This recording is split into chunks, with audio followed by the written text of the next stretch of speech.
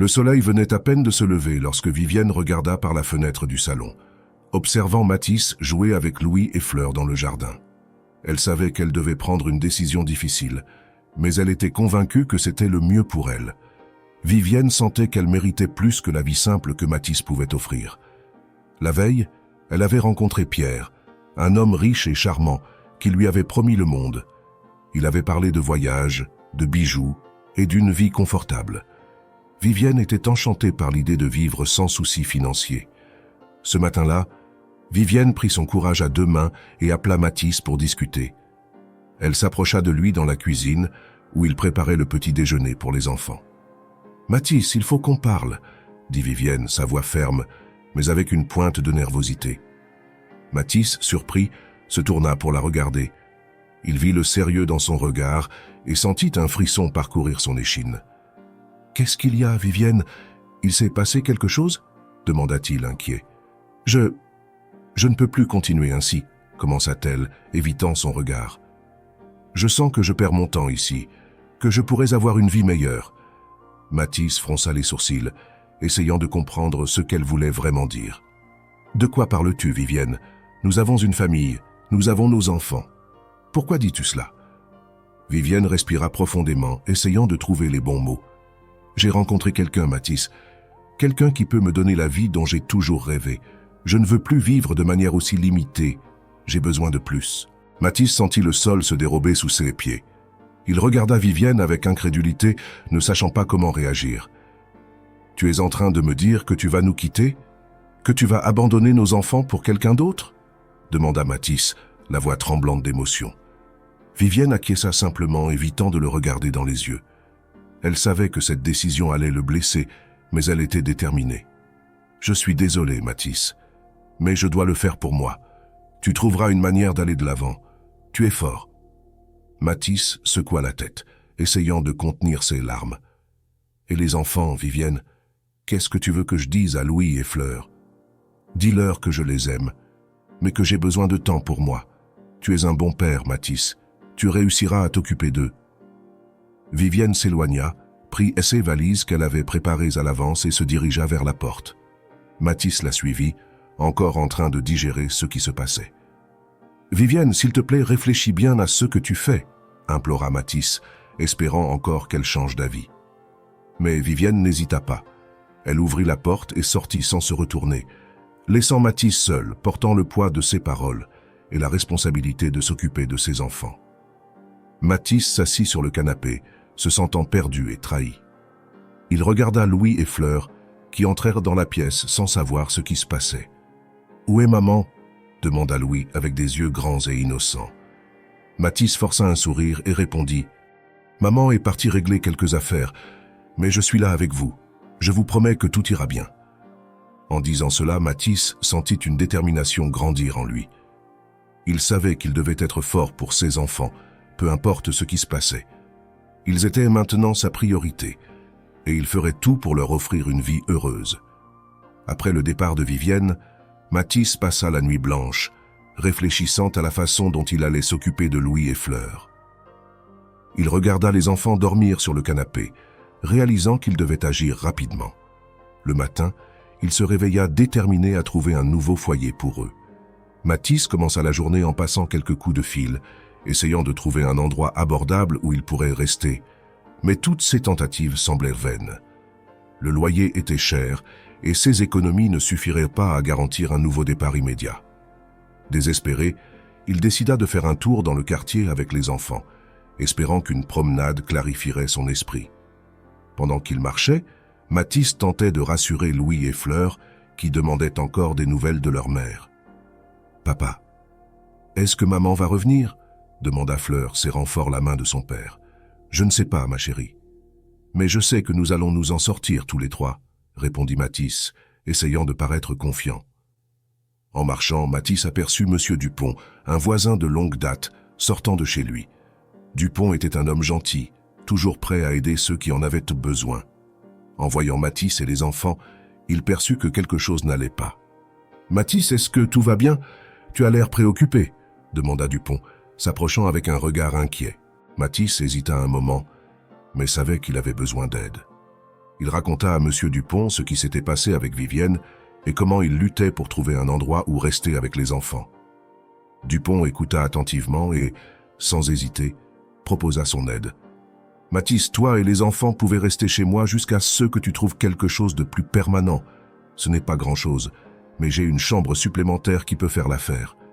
Vous êtes comme une famille pour moi, » dit Dupont avec sincérité. Mathis fut ému par l'offre. Il sentit un poids s'envoler de ses épaules, au moins pour un moment. Il accepta l'offre de Dupont, le remerciant pour sa générosité et promettant de trouver un moyen de rendre l'appareil. « Merci, Dupont. Cela signifie beaucoup pour moi et pour les enfants. Je promets que je ferai tout mon possible pour trouver rapidement un endroit pour nous, » dit Mathis, soulagé. Avec l'aide de Dupont, Mathis et les enfants emménagèrent temporairement chez le voisin.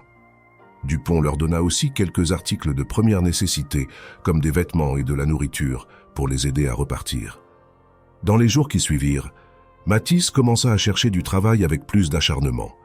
Il était déterminé à subvenir aux besoins de sa famille et à offrir une vie stable à Louis et Fleur. Les enfants, quant à eux, commencèrent à s'adapter à leur nouvelle routine, trouvant du réconfort dans l'amitié de Dupont et sa présence chaleureuse. Malgré les défis, Mathis était confiant qu'il réussirait à surmonter les difficultés et à reconstruire sa vie, avec l'aide d'amis et sa détermination inébranlable. Les jours suivants, Mathis se levait tôt, déterminé à trouver un emploi. Il savait qu'il avait besoin d'un revenu stable pour subvenir aux besoins de Louis et Fleur. Cependant, la réalité était plus dure qu'il ne l'imaginait.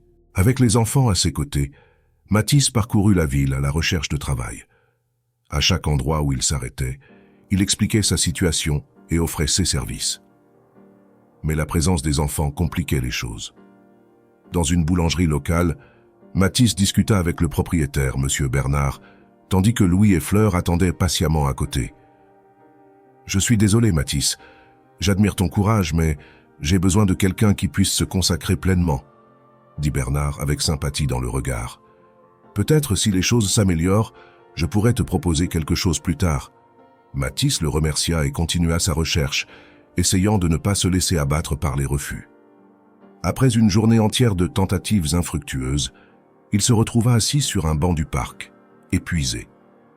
Les enfants avaient faim, et Mathis avait à peine de quoi acheter un goûter. Pendant qu'il regardait autour de lui, se demandant ce qu'il ferait ensuite, une jeune femme s'approcha d'eux. Elle s'appelait Isabelle, une étudiante qui passait par le parc après les cours. En voyant Mathis et les enfants, elle comprit qu'ils avaient besoin d'aide. « Bonjour, puis-je vous aider en quelque chose ?» demanda Isabelle, avec un sourire aimable. Mathis hésita un moment, mais la sincérité dans son regard le mit à l'aise pour partager sa situation. « Nous traversons une période difficile. J'essaie de trouver du travail, mais les choses sont compliquées, » expliqua Mathis, essayant de garder un ton optimiste pour ne pas inquiéter les enfants. Isabelle fut touchée et décida d'aider. Elle ouvrit son sac et en sortit quelques sandwichs qu'elle avait apportés de chez elle. « S'il vous plaît, acceptez ceci. Ce n'est pas grand-chose, mais j'espère que cela vous aidera, » dit Isabelle, en tendant les sandwichs à Mathis. Il accepta l'offre avec gratitude, remerciant la jeune femme pour sa générosité. Louis et Fleur regardèrent Isabelle avec des yeux brillants, heureux d'avoir quelque chose à manger. « Merci Isabelle. Cela signifie beaucoup pour nous, » dit Mathis, ému. « Ne me remerciez pas. Je sais que ce n'est pas facile, mais je suis sûr que vous allez surmonter cela. Si vous avez besoin de quoi que ce soit d'autre, je suis toujours par ici, » répondit Isabelle, avec un sourire encourageant. La générosité d'Isabelle redonna à Mathis un nouvel espoir. Il réalisa que, malgré les difficultés, il y avait encore de la bonté dans le monde. Avec cela à l'esprit, il décida qu'il continuerait à se battre pour sa famille, croyant qu'il trouverait bientôt une solution. Alors que la nuit tombait, Mathis et les enfants retournèrent chez M. Dupont avec les cœurs un peu plus légers et l'espoir renouvelé pour affronter le jour suivant. Vivienne se réveilla dans sa nouvelle maison, un élégant manoir en périphérie de la ville. Tout semblait parfait, les meubles de luxe, les dîners raffinés, les voyages prévus avec Pierre. Mais même au milieu de ce confort, quelque chose manquait.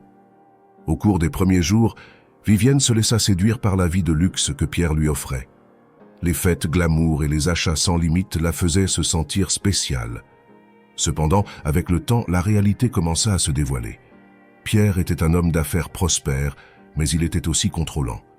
Il avait des horaires stricts et des attentes claires sur la façon dont Vivienne devait se comporter.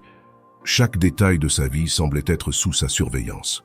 Un soir, lors d'un dîner dans un restaurant cher, Vivienne tenta de parler de quelque chose de personnel qui la préoccupait. « Pierre, je pensais aller voir mes enfants ce week-end. Ça fait longtemps que je ne les ai pas vus, » dit Vivienne d'un ton hésitant. Pierre leva les yeux de son menu et lui adressa un sourire froid. « Ma chère, nous avons déjà parlé de cela. Cette nouvelle phase concerne nous deux, pas ton passé. Il va falloir t'y habituer, » répondit-il d'un ton tranchant. Vivienne acquiesça, mais la réponse de Pierre lui laissa un goût amer. Elle réalisa que ses besoins émotionnels n'étaient pas une priorité pour Pierre. Il était plus intéressé à la présenter comme un trophée qu'à la comprendre en tant que personne. Cette nuit-là, seule dans sa chambre, Vivienne se surprit à penser à Louise et Fleur. Leurs rires lui manquaient, leurs sourires aussi. Mais chaque fois que ses sentiments refaisèrent surface, elle les réprimait, se disant qu'elle avait fait le bon choix. Les semaines passèrent, et Vivienne se retrouva de plus en plus isolée. Pierre était toujours occupé par ses voyages d'affaires et ses événements sociaux, et elle passait le plus clair de son temps seule. Les appels et les messages à Mathis et aux enfants étaient rares et brefs, et elle commençait à ressentir le poids de la nostalgie. Un après-midi, en feuilletant un album de vieilles photos, Vivienne tomba sur une photo de Louise et Fleur, jouant dans le jardin de leur ancienne maison. Elle ressentit une pointe de regret et un désir grandissant de redevenir une partie de leur vie. Vivienne commença à réaliser que la vie dont elle avait toujours rêvé, pleine de glamour et de richesse, n'apportait pas le bonheur qu'elle avait imaginé. Il y avait un vide que toutes les richesses du monde ne pouvaient combler. Pourtant, elle ne pouvait s'admettre qu'elle regrettait la simplicité et l'amour véritable qu'elle avait laissés derrière elle. Chaque jour, Vivienne luttait contre ses propres sentiments, essayant de se convaincre que son choix avait été le bon, mais son cœur lui disait le contraire. Elle était coincée entre deux vies, celle qu'elle vivait et celle qu'elle désirait vraiment. Pendant ce temps, Mathis et ses enfants, Louis et Fleur, étaient temporairement hébergés chez le généreux voisin Monsieur Dupont. Le soutien de Dupont leur apportait un soulagement immédiat, mais Mathis savait que cette solution ne pourrait durer éternellement. Il devait trouver un endroit permanent pour sa famille, un lieu qu'il pourrait appeler chez lui et où il pourrait reconstruire la sécurité dont ses enfants avaient tant besoin. Un après-midi, alors que Mathis était au parc avec les enfants, réfléchissant à ses options, il fut abordé par une femme au regard doux et aux yeux compatissants. « Bonjour, je m'appelle Margot », se présenta-t-elle, tendant la main avec un sourire chaleureux. Mathis la salua, curieux de savoir ce qui l'avait poussé à lui parler. « Je suis Mathis, enchanté de vous rencontrer. Voici mes enfants, Louis et Fleur, » dit-il, en désignant les enfants qui jouaient à proximité. Margot observa les enfants avec tendresse, remarquant les soins et l'amour que Mathis leur portait. « Je vous ai vus ici hier et aujourd'hui encore. Il semble que vous traversez une période difficile. Puis-je aider d'une manière ou d'une autre ?» demanda Margot, avec une inquiétude sincère. Mathis hésita un moment, mais décida de faire confiance à Margot et de lui raconter sa situation. « Ma femme nous a quittés, et bien que Monsieur Dupont nous ait offert un abri temporaire, je dois trouver un endroit permanent où rester. J'essaie de trouver du travail pour subvenir aux besoins de ma famille, » expliqua Mathis, essayant de garder l'espoir vivant. Margot l'écouta attentivement, ressentant de l'empathie pour sa situation. Elle-même avait traversé des moments difficiles par le passé et savait à quel point une main tendue pouvait faire la différence. « J'ai hérité d'une petite maison en périphérie de la ville. Elle est vide, mais elle pourrait servir de foyer temporaire pour vous, jusqu'à ce que vous parveniez à vous stabiliser, » offrit Margot, avec sincérité dans chaque mot. Mathis fut surpris par sa générosité et ressentit une vague de soulagement et de gratitude. La possibilité d'avoir un lieu à lui pour sa famille était un grand pas vers la stabilité. « Margot, ce serait incroyable, je ne sais pas comment vous remercier, » dit Mathis avec une émotion évidente. « Il n'y a pas besoin de remercier. Parfois, tout ce dont on a besoin, c'est d'un peu d'aide. De plus, je me sentirais bien de savoir que la maison est utile, » répondit Margot en souriant. Avec l'aide de Margot, Mathis et ses enfants emménagèrent dans la petite maison en périphérie de la ville. Bien que simple, le nouveau foyer offrait la sécurité et la tranquillité dont ils avaient tant besoin. Margot devint une présence constante et amicale, leur rendant visite régulièrement et aidant autant que possible. Avec le soutien de Margot, Mathis était déterminé à reconstruire sa vie. Il commença à chercher des opportunités d'emploi, prêt à accepter tout ce qui pourrait offrir une stabilité à sa famille. Un jour, alors qu'il arpentait la ville en quête d'un emploi, Mathis rencontra une vieille connaissance, M. Lefebvre, un entrepreneur local. Lefebvre recrutait des travailleurs temporaires pour un nouveau chantier, et Mathis y vit une opportunité. « Mathis, c'est bon de te voir. J'ai besoin de travailleurs fiables pour un projet de construction. Ça t'intéresse ?» demanda Lefebvre après une rapide conversation. Mathis n'hésita pas à accepter. Il expliqua sa situation à Lefebvre, qui comprit et promit de l'aider autant qu'il le pouvait. Travailler dans la construction n'était pas facile, mais Mathis était déterminé. Il se levait tôt tous les jours, laissant Louis et Fleur aux soins de Margot pendant qu'il travaillait. Le travail était ardu, mais Mathis se sentait énergisé par la perspective de construire un avenir meilleur pour sa famille. Avec le temps, Mathis commença à gagner la confiance de Lefebvre, qui lui confia des tâches plus complexes, reconnaissant son effort et sa dédication. Mathis saisit chaque occasion pour apprendre, déterminé à devenir un travailleur précieux. Pendant ce temps, Louis et Fleur commencèrent à s'adapter à la nouvelle réalité. Margot s'occupait d'eux pendant la journée, les emmenant au parc et les aidant avec leurs devoirs. Les enfants commencèrent à sourire davantage, trouvant du réconfort dans la stabilité que Margot et la nouvelle maison leur offraient. Un après-midi, en rentrant du travail, Mathis trouva Margot et les enfants dans le jardin, riant et jouant ensemble. Il s'arrêta un moment, observant la scène avec un sourire aux lèvres. C'était la vie qu'il voulait pour ses enfants, pleine d'amour et de sécurité. « Papa, viens jouer avec nous !» appela Fleur, courant vers lui avec un sourire radieux. Mathis mit de côté la fatigue de la journée et les rejoignit, se sentant reconnaissant pour tout ce que Margot avait fait. Il savait qu'il y avait encore des défis à venir, mais il savait aussi qu'il n'était plus seul. Ce soir-là, en mettant les enfants au lit, Mathis réfléchit à la façon dont les choses avaient changé. Avec Margot à ses côtés et une nouvelle opportunité de travail, il sentait qu'il était sur la bonne voie. L'espoir qu'il ressentait était la première étincelle d'un avenir brillant qu'il était déterminé à construire pour sa famille. Dans un autre coin de la ville, Vivienne était chez elle, feuilletant des magazines de mode, essayant d'ignorer l'agitation dans son cœur. Soudain, son téléphone sonna. C'était un appel d'un numéro inconnu. Hésitante, elle répondit sans savoir que cet appel apporterait des révélations qui changeraient le cours de sa vie. « Vivienne, c'est Amélie, une vieille amie de Pierre. Nous devons parler », dit la voix féminine de l'autre côté de la ligne, avec urgence. Intriguée et un peu méfiante, Vivienne accepta de rencontrer Amélie dans un café discret du centre-ville. À son arrivée, elle trouva une femme d'apparence élégante, mais avec une expression sérieuse sur le visage. « Merci d'être venue. Je sais que cela peut sembler étrange, mais j'ai pensé que tu devais savoir ce qui se passe, » commença Amélie après s'être présentée. « Que veux-tu dire ?» demanda Vivienne, sa curiosité augmentant. « Pierre n'est pas celui que tu penses. Il utilise ton nom et tes biens pour réaliser des transactions illégales. Il implique des femmes dans ses stratagèmes, les attirant avec des promesses d'une vie luxueuse, mais en réalité, il ne fait que les utiliser comme façade pour ses affaires, » expliqua Amélie, regardant Vivienne droit dans les yeux. Vivienne sentit un frisson lui parcourir l'échine. Les paroles d'Amélie commencèrent à faire sens, et elle se rappela des nombreuses fois où Pierre lui avait demandé de signer des documents sans explication détaillée. Elle se sentit trahie, comme si le sol s'effondrait sous ses pieds. « Comment peux-tu en être sûre ?» demanda Vivienne, la gorge nouée. « J'ai moi-même vécu cela il y a quelques années. Quand je l'ai découvert, j'ai été menacée pour ne pas en parler.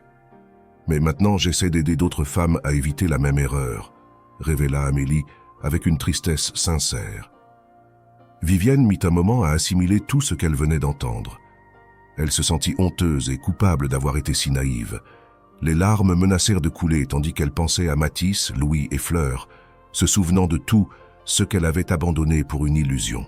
« Que dois-je faire maintenant ?» demanda Vivienne, la voix brisée par le regret. Tu dois être prudente. Ne confronte pas directement Pierre. Cherche un avocat et protège ceux qui est encore à toi. Et si tu as besoin de soutien, je suis là pour t'aider, conseilla Amélie, tendant la main à Vivienne. De retour au manoir, Vivienne se sentit étouffée par les murs qui semblaient autrefois luxueux. Tout ce qu'elle désirait, c'était sortir d'ici et corriger les erreurs qu'elle avait commises. La réalité la frappa de plein fouet. Elle avait échangé l'amour véritable et la sécurité de sa famille contre des promesses vaines de richesse et de statut. Vivienne réalisa qu'il était temps de reconstruire sa vie et de retrouver ceux qui comptaient vraiment. Déterminée à reprendre le contrôle, elle commença à planifier son prochain pas, sachant que le chemin serait difficile, mais qu'elle était décidée à faire ce qui était juste pour elle-même et pour sa famille. Le lendemain matin, Mathis se réveilla tôt avec la même détermination de transformer sa situation. Avec l'aide de Margot, il commença à développer l'idée de lancer une petite entreprise de rénovation. Il savait qu'il avait les compétences et l'expérience suffisantes dans le domaine de la construction, et cela pourrait être l'opportunité d'offrir de la stabilité à sa famille. Margot, toujours pragmatique et optimiste, aida Mathis à mettre son plan en action. Ils commencèrent par organiser les outils et les matériaux nécessaires, dont certains furent donnés par des voisins qui connaissaient la situation de Mathis et voulaient aider. « Mathis, tu as tout pour réussir. Tu n'as qu'à faire le premier pas », encouragea Margot, tandis qu'ils préparèrent des brochures à distribuer dans le quartier. « Je ne pourrais pas faire cela sans toi, Margot. Ton aide a été inestimable », répondit Mathis, reconnaissant d'avoir quelqu'un d'aussi solidaire à ses côtés. Les premiers jours furent difficiles. Mathis dut faire face à la méfiance initiale des gens qui ne le connaissaient pas. Cependant, Margot ne le laissa pas se décourager. Elle utilisa ses contacts dans la communauté pour recommander les services de Mathis à ses amis et connaissances. Le travail commença à apparaître peu à peu.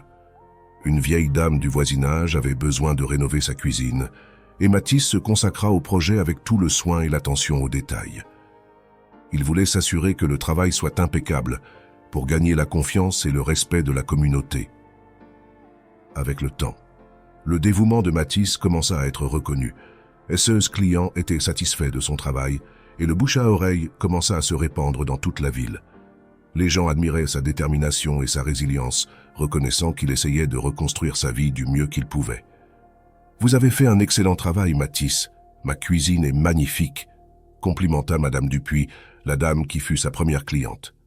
Mathis sourit, se sentant satisfait et motivé. « Je suis heureux que cela vous plaise, Madame Dupuis. Merci pour votre confiance », répondit Mathis avec un sourire sincère. Avec la croissance de son entreprise, Mathis parvint à offrir plus de confort à Louis et Fleur. Il loua une maison modeste mais accueillante, où les enfants pourraient grandir en sécurité et stabilité. Margot continua à être une présence constante, aidant avec les enfants et offrant un soutien moral chaque fois que Mathis en avait besoin.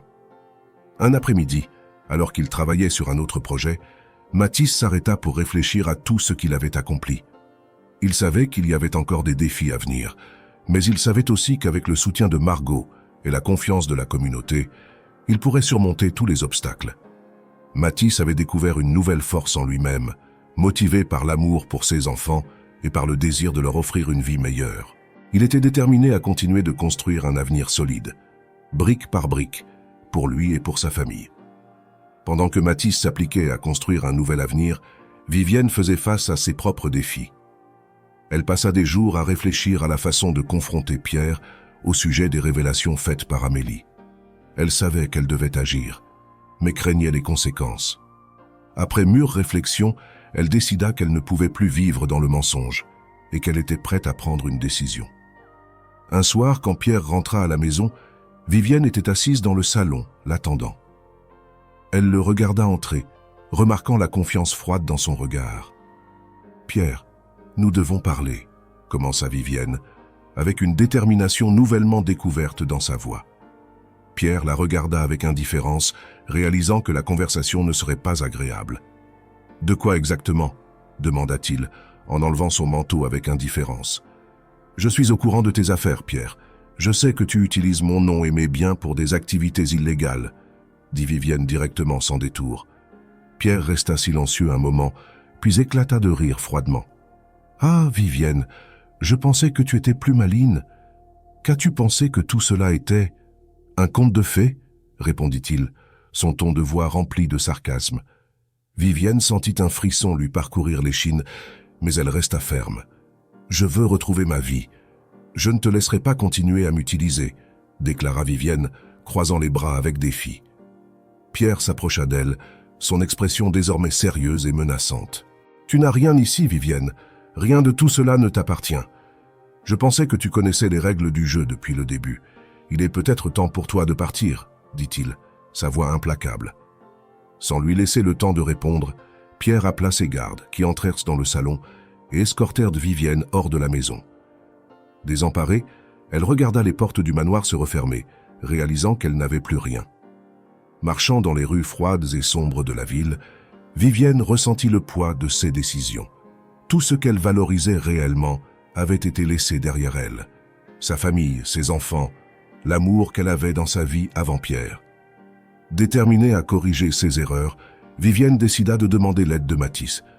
Elle savait que ce serait difficile, mais elle devait essayer de retrouver ce qui était vraiment important. Après des jours de voyage et de réflexion, Vivienne arriva dans la ville où Mathis et les enfants vivaient désormais. Son cœur était lourd de regrets, mais aussi plein d'espoir.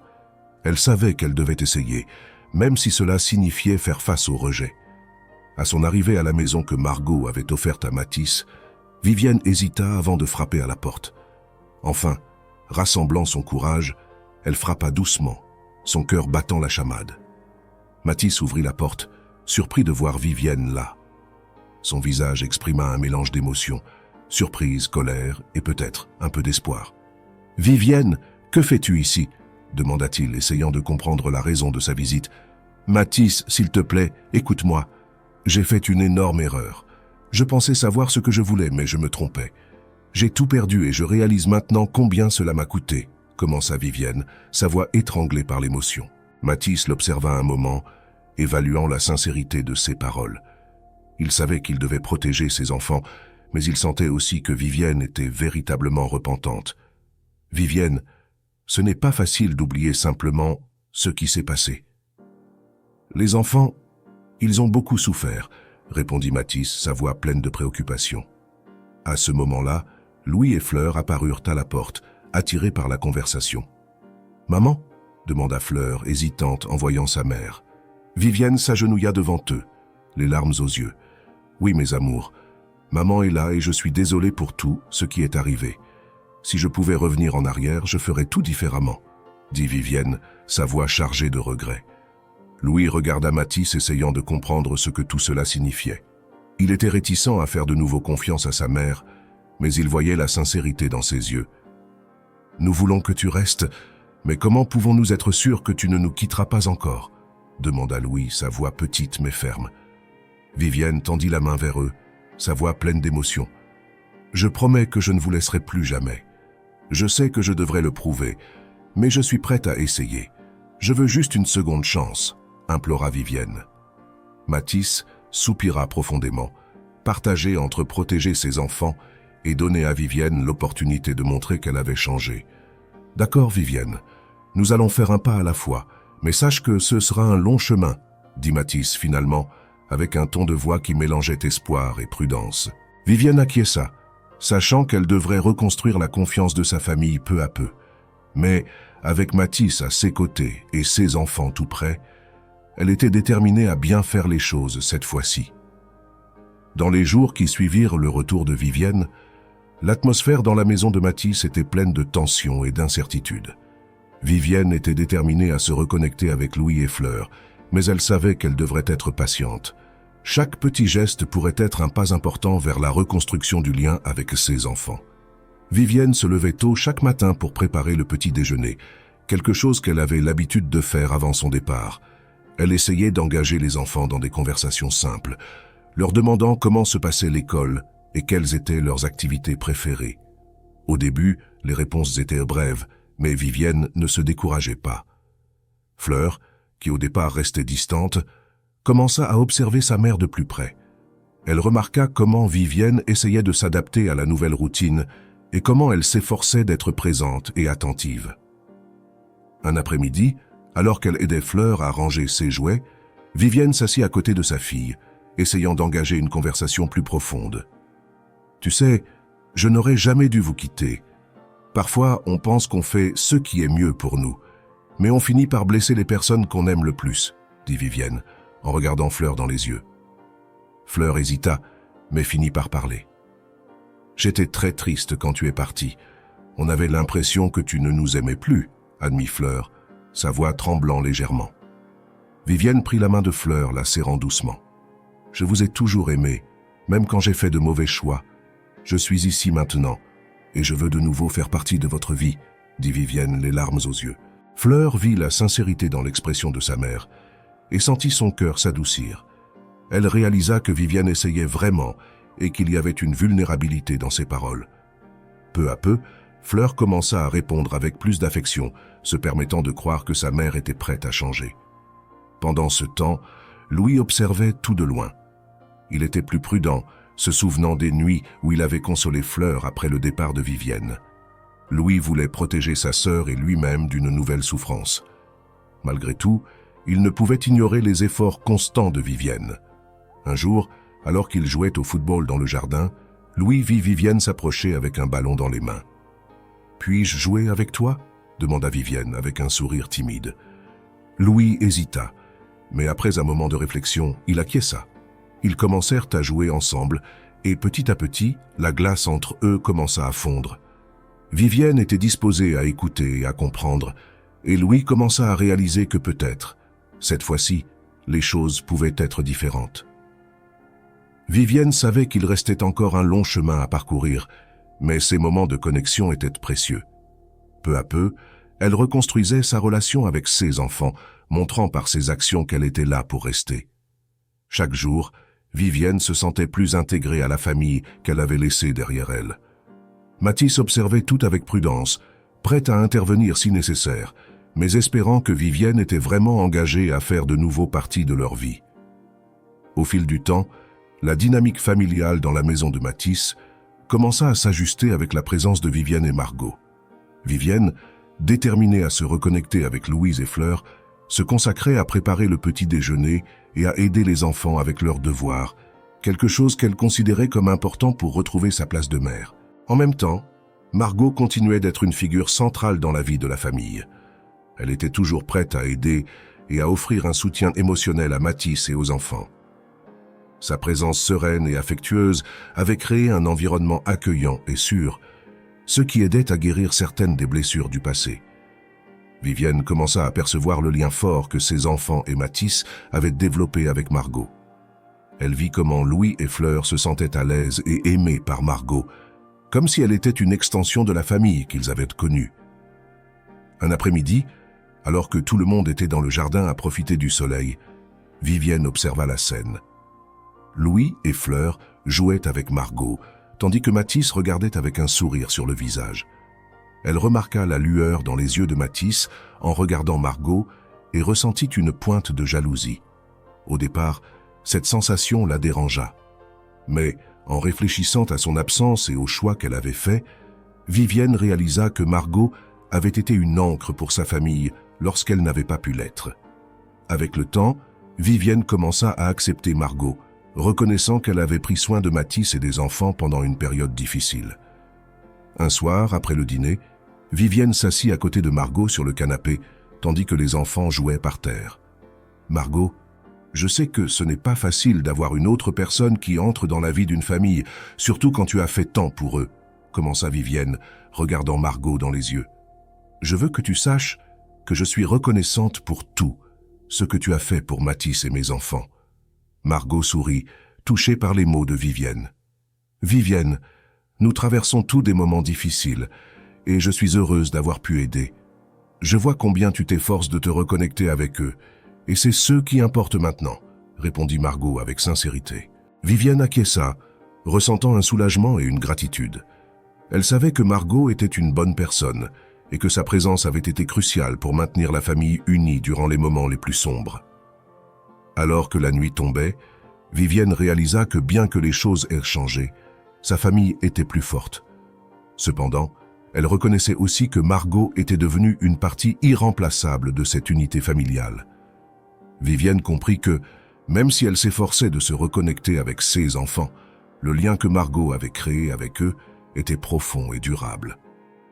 Elle accepta qu'elle avait peut-être perdu sa place originale dans la famille, mais cela ne signifiait pas qu'elle ne pouvait pas continuer à être présente d'une manière ou d'une autre.